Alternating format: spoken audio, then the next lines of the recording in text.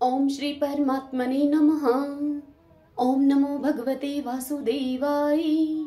ओम नमः शिवाय। आषाढ़ मास महात्म्य अध्याय 7 की पावन कथा में हम आज सुन रहे हैं केदारलिंग और करपति की महिमा और इसी के साथ राजा शशि बिंदु के पूर्व जन्म का वृतांत। देवी पार्वती ने महादेव जी से पूछा कि हे भगवान, आपने जो यह कहा कि पहले करपति का दर्शन करें, इसका क्या कारण है? क्योंकि वह तो आपका सेवक है। स्वामी के पश्चात ही सेवक का पूजन हो, यह सनातन धर्म है। तब महादेव जी देवी पार्वती से कहते हैं कि हे पार्वती, प्रभास क्षेत्र में सोमेश्वर देव के रूप में जो लिंग रूपधारी सदाशिव विराजमान हैं, वे इंद्रियातीत पुरुषों के द्वारा चिंतन करने योग्य हैं। उनके वाम भाग में वराह रूपधारी भगवान विष्णु और दक्षिण भाग में प्रजापति ब्रह्मा जी विराजमान हैं। द्वापर की संधि में कलयुग प्राप्त होने पर स्त्री, मलेच्छ, शूद्र तथा अन्य पापाचारी मनुष्य भी भगवान सोमनाथ का दर्शन करके शीघ्र ही स्वर्गलोक को चले जाते थे। बालक और वृद्ध सभी उत्तम गति को प्राप्त होते थे। यह देखकर इंद्र आदि देवता मेरी शरण में आए और हाथ जोड़कर मुझे बोले कि हे भगवान, आपके प्रसाद से यह संपूर्ण स्वर्ग मनुष्यों से भर गया है, अतः अब हमारे रहने के लिए कोई दूसरा स्थान दीजिए हमें। जिनके लिए भयंकर कुंभी पाक सजाया गया हो, रौरव तथा शालमली आदि नरकों का निर्माण किया गया हो, उन्हें स्वर्ग में स्थित देखकर यमराज ने अपना व्यापार ही छोड़ दिया है। तब मैंने उनसे कहा कि हे देवताओं, मैंने चंद्रमा की भक्ति से संतुष्ट होकर चंद्रमा से यह प्रतिज्ञा की है कि प्रभास क्षेत्र में सदा मेरा निवास होगा। मैं अपनी कही हुई बात किसी प्रकार से पलट नहीं सकता। जो लोग मेरा वहां दर्शन करेंगे, वे निश्चय ही स्वर्गलोक में जाएंगे। हे पार्वती, यह बात सुनकर देवता भय से व्याकुल हो गए और तुम्हें वहीं पर खड़ी हुई देखकर हाथ जोड़कर तुमसे बोले कि माता, तुम ही हमें आश्रय दो। और यूं कहकर वे तुम्हारी स्तुति करने लगे। देवता बोले कि हे देवेश्वरी, तुम्हें नमस्कार है। हे जगदम्बा, तुम्हें नमस्कार है। कमल के समान नेत्रों वाली हे देवी, तुम्हें नमस्कार है। स्वर्ण के सदृश गौर आकृति धारण करने वाली हे गौरी, तुम्हें नमस्कार है। जगत की सृष्टि और संहार करने वाली हे महेश्वरी, तुम्हें नमस्कार है। हे शंकर प्रिय, तुम्हें नमस्कार है। काल का भी नाश करने वाली हे कालरात्रि, तुम्हें नमस्कार है। हे गिरिराज कुमारी, तुम्हें नमस्कार है। हे आर्य, हे भद्रे, हे विशालाक्षी, हे त्रिलोक सुंदरी, तुम्हें नमस्कार है। तुम्हें रति, धृति, श्री, स्वाहा, स्वधा, सती, दुर्गा, मति, मेधा, पृथ्वी और सर्व स्वरूपा हो। तुमने इस संपूर्ण चराचर त्रिलोकी को व्याप्त कर रखा है। नदियों, पर्वत शिखरों, समुद्रों, गुफाओं, वनों, मंदिरों तथा मुनियों के आश्रमों में भी तुम्हें विराज रही हो।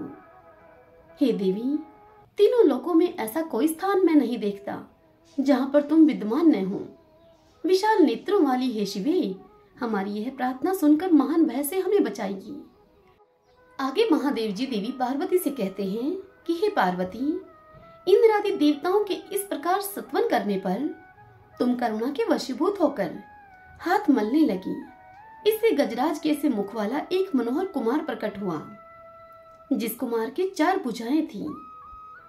तब तुमने देवताओं से कहा कि हे देवगण, मैंने तुम्हारे हित के लिए इस बालक को उत्पन्न किया है। यह बालक मनुष्यों के समक्ष सब प्रकार के विघ्न उपस्थित करेगा, जिससे कि मोहग्रस्त होकर वे सोमनाथ का दर्शन नहीं करेंगे और अपने पापों के कारण नरक में जाएंगे। इसके बाद गजानन ने तुमसे विनय पूर्वक पूछा कि माँ, मुझे आज्ञा दो, मैं तुम्हारी क्या सेवा करूं? तब तुमने गजानन से कहा कि बेटा, तुम प्रभास क्षेत्र में जाओ, जहां सोमेश्वर लिंग के रूप में महादेव जी सदैव निवास करते हैं। वहां रहकर सोमनाथ की रक्षा करो तुम, जिससे कि मनुष्यों को उनका दर्शन न होने पाए। हे देवी पार्वती, तुम्हारे इस आदेश से गजानन वहां पर गए और सदा वहीं पर स्थित रहकर मनुष्यों के सम्मुख विघ्न उपस्थित करते हैं, जब किसी मनुष्य को वे सोमनाथ के प्रति आते हुए देखते हैं, तब उसके मार्ग में स्त्री, पुत्र, ग्रह, क्षेत्र, धन, धान्य आदि का महान मोह लाकर रखते हैं और इस प्रकार उसके सामने बड़ा भारी विघ्न डाल देते हैं, जिससे कि वे मानव सोमेश्वर शिव का दर्शन नहीं कर पाते अथवा गलगंड आदि रोग पैदा कर देते हैं, जिससे कि पीड़ित होकर मनुष्य सोमेश्वर के दर्शन से वंचित रह जाता है। वे गजानन ही लोक पूजित कर्पदी हैं। अतः सोमेश्वर की प्राप्ति के लिए प्रतिदिन प्रयत्न पूर्वक कर्पदी की पूजा करनी चाहिए। उन प्रभास क्षेत्र के रक्षक गणेश का निम्नांकित स्तोत्र के द्वारा सत्वन करना चाहिए। हे महादेवी, मैं तुम्हें कर्पदी का वह विघ्न विनाशक स्त्रोत कहता हूँ, तुम सावधान होकर सुनो। ओम विघ्नराज को नमस्कार है, कर्पदी को नमस्कार है। अत्यंत भयंकर दाढ़ वाले प्रभास क्षेत्र निवासी गणेश को नमस्कार है।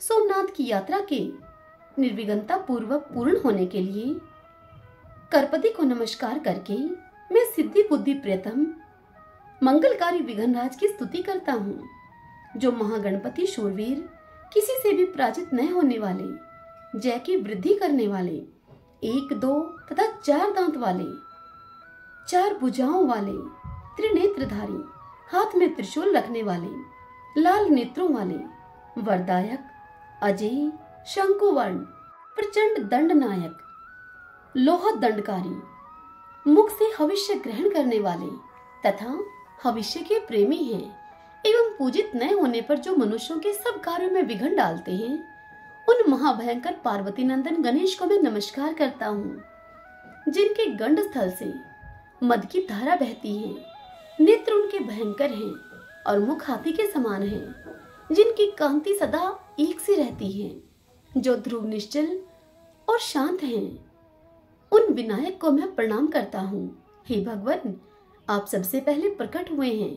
आपने प्राचीन देवताओं के कार्य की सिद्धि के लिए हाथी का रूप धारण करके समस्त दानवों को भयभीत किया है और अपने को ऋषियों तथा देवताओं का स्वामी सिद्ध करके दिखाया है। हे देवी पार्वती, इस प्रकार पूर्व काल में देवताओं ने शिव पुत्र गणेश का सत्वन करके अपना कार्य सिद्ध करने के लिए रक्त चंदन मिश्रित जल और लाल फूलों से गणेश का पूजन किया। जो मनुष्य चतुर्थी को लाल वस्त्र धारण करके एक या दोनों समय पूर्वोक्त रूप से गणेश जी की पूजा करता है और नियम से रहते हुए नियमित पूजन करता है, वह सबको अपने वश में कर लेता है। संपूर्ण तीर्थों और समस्त यज्ञों से जो फल प्राप्त होता है, उसी को गणेश जी की स्तुति करके मनुष्य पा लेता है।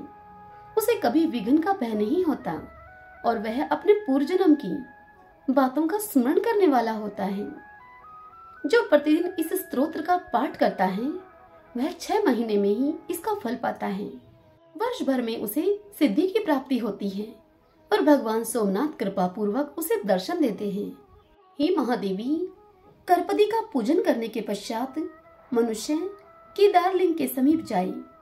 कर्पदी से अग्निकोण में भीमेश्वर के समीप केदारेश्वर नामक स्वयंभू लिंग स्थित है। वह कल्प पर्यंत स्थिर रहने वाला लिंग मुझे बहुत ही प्रिय है। उस महाप्रकाश में लिंग को वृद्धि लिंग भी कहते हैं। हे देवी, स्वयं मैंने भी उनकी पूजा की है।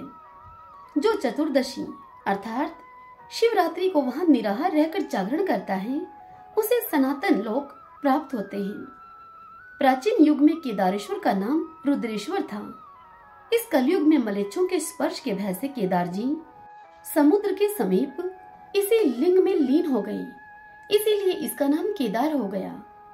जो मनुष्य आहार को जीतकर माघ मास में रुद्रेश के दक्षिण भाग में 10 धनुष की दूरी पर समुद्र में स्थित पद्म केतु नामक महाकुंड में नहाकर विधि पूर्वक रुद्रेश्वर की पूजा करेगा, उसे केदार यात्रा का पूर्ण फल प्राप्त होगा। उनके पूजन से ब्रह्म हत्या आदि महापापों का नाश होता है। प्राचीन काल में शशिबिंदु नाम से विख्यात एक चक्रवर्ती राजा थे। उनकी पतिव्रता स्त्री उन्हें प्राणों से भी अधिक प्रिय थी। राजा के पास एक सुंदर स्वर्णमय आकाशगामी विमान था, जिसके द्वारा वे अपने इच्छा के अनुसार संपूर्ण लोकों में घूमते रहते थे। एक समय फागुन कृष्ण पक्ष की चतुर्दशी का पर्व आने पर राजा शशि बिंदु उत्तम प्रभास क्षेत्र में आए। वहां उन्होंने बहुत से महर्षियों को देखा जो कि जप में और होम में तत्पर होकर रात्रि में जागरण करने के लिए श्री सोमनाथ जी के सम्मुख बैठे हुए थे। राजा ने भी सोमनाथ का दर्शन और प्रणाम करके विधि पूर्वक पूजन किया और कर्मशः भक्ति भाव से उन सभी ऋषि मुनियों का स्वागत सत्कार करके वे केदार लिंग के पास चले आए। वहां विचित्र पुष्पमालाओं, नैवेद्यों तथा मनोहर वस्त्र आभूषणों से केदारेश्वर की पूजा की और वहीं एकाग्रचित होकर उन्होंने जागरण किया। तब वे सब मुनि कौतूहलवश राजा के समीप गए और राजा से वे इस प्रकार बोले। वे ऋषि बोले कि हे राजन, तुम सोमेश्वर देव को छोड़कर केदार जी के आगे जागरण और पूजन क्यों करते हो? इसका क्या कारण है? तब राजा ने कहा कि हे विप्रवरों, आप लोग सुनो, यह मेरे पूर्व जन्म का वृतांत है। पहले जन्म में मैं ब्राह्मणों की पूजा करने वाला शूद्र था। मेरी जन्मभूमि सौराष्ट्र देश में थी। एक समय वहां भयंकर अनावृष्टि हुई। उस समय मैं भूख से व्याकुल होकर प्रभास क्षेत्र में चला गया। वहां आने पर हरणी के मूल भाग में स्थित एक सुंदर सरोवर पर मेरी दृष्टि पड़ी, जो कि राम सरोवर के नाम से प्रसिद्ध है। वह तड़ाक कमल समूह से सुशोभित था। मैं थका मांदा तो था ही। उस सरोवर को देखकर मैंने उसमें स्नान किया और देवताओं और पितरों का मैंने तर्पण करके उसके स्वच्छ जल को मैंने पिया। तत्पश्चात मेरी स्त्री ने मुझसे कहा कि इन कमल पुष्पों को ले लीजिए। यहाँ से निकट ही एक सुंदर स्थान दिखाई देता है, वहां चलकर इन फूलों को बेचेंगे, जिससे कि कुछ भोजन की हमारी व्यवस्था हो सकेगी। पत्नी के यूं कहने पर मैं जल के भीतर उतरा और बहुत से कमल के फूल लेकर नगर की ओर चला। वहां पहुंचकर सड़कों, चौराहों और त्रिमुहानियों पर मैं घूमता रहा, परंतु किसी ने भी मेरे वो फूल नहीं लिए। इतने में ही दिन डूब गया और मैं अपनी पत्नी के साथ एक मंदिर में आकर सो रहा। वहां स्त्री के सहित मुझे भूख अधिक पीड़ा देने लगी। इतने में ही मैंने देखा कि किसी देवालय में होम और जागरण हो रहा है। तब मैं भी उठकर वहां पर गया और रुद्रेश्वर नामक वृद्धि लिंग का दर्शन किया मैंने। उस समय वहां अनंगवती नामक एक वैश्या शिवरात्रि व्रत में संलग्न होकर नृत्य, गीत और उत्सव आदि के द्वारा भगवान के सामने जागरण कर रही थी। मैंने एक मनुष्य से पूछा कि भाई, यहाँ रात्रि में जागरण किस लिए होता है? यह नाच, गान और उत्सव में लगी हुई यह स्त्री कौन दिखाई दे रही है? तब मुझे उसने बताया कि आज शिव धर्मों उत्तर पुराण में प्रतिपादित शिवरात्रि है। यह धर्मपरायणा स्त्री अनगवती नाम की वैश्या है, जो कल्याण में शिवरात्रि व्रत करके जागरण कर रही है। जो कोई मनुष्य शिवरात्रि का व्रत करता है उसे दुख, दारिद्र्य और बंधन की प्राप्ति नहीं होती। दुष्ट ग्रह, अरिष्ट योग, रोग अथवा भय भी उसके पास नहीं आता। वह उत्तम कुल में उत्पन्न होकर सुख और सौभाग्य से युक्त होता है। तेजस्वी, यशस्वी तथा पूर्णतः कल्याण का भागी होता है। उस मनुष्य की ऐसी बात सुनकर मेरे मन में वह शिवरात्रि व्रत करने का निश्चित विचार हुआ। तब मैंने सोचा कि अन्न का अभाव होने के कारण उपवास तो मुझे विवश होकर करना ही है। इसलिए 4 समुद्र पद्मक तीर्थ में स्नान करके इन कमल के फूलों से भगवान महेश्वर की पूजा करूं मैं। तब मैंने अपनी स्त्री के सहित स्नान करके पूर्ण भक्ति भाव से कमल के फूलों के द्वारा भगवान रुद्रेश्वर का पूजन किया। पत्नी के साथ रात भर वहां जागता रहा। सवेरा होने पर वैश्या ने मुझसे कहा कि अपने फूलों का मूल्य 3 भर सोना ले लो, परंतु मैंने सात्विक भाव का आश्रय लेकर उसका दिया हुआ मूल्य स्वीकार नहीं किया। भिक्षा मांगकर जीवन निर्वाह करने लगा मैं। दीर्घ काल के पश्चात मेरी मृत्यु हुई। उस समय यह मेरी प्राण प्यारी पत्नी मेरे शरीर को लेकर चिता की आग में प्रवेश कर गई। उस पूजन और जागरण के प्रभाव से मैं पूर्व जन्म की बातों को स्मरण रखने वाले चक्रवर्ती राजा हुआ। एक बार संयोगवश यह व्रत किया था, जिसका मुझे यह महान फल प्राप्त हुआ।